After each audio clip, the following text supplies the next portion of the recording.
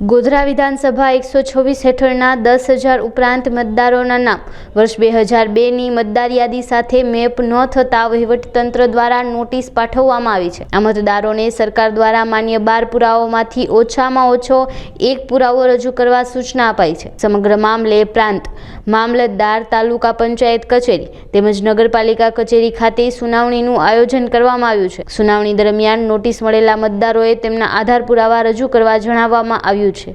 પંચમહાલ જિલ્લાના 126 ગોધરા વિધાનસભા મત વિસ્તારના જે એસઆઈઆરની કામગીરી અંતર્ગત લગભગ 10,000થી વધારે મતદારોને નો મેપિંગ અંતર્ગત લેવામાં આવેલ હોય તમામને નોટિસ પાઠવવાની કામગીરી હાલમાં ચાલુ છે।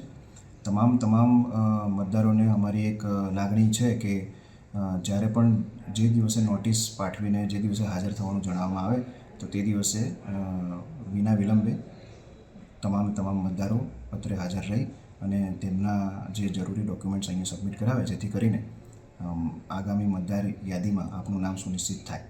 તો તમામ જેટલા પણ મતદારો રહી ગયા છે તેમને અમારી ખાસ રિક્વેસ્ટ છે કે એની અંદર થોડીક ગંભીરતા દાખવી અને ડોક્યુમેન્ટ સબમિટ કરાવશે।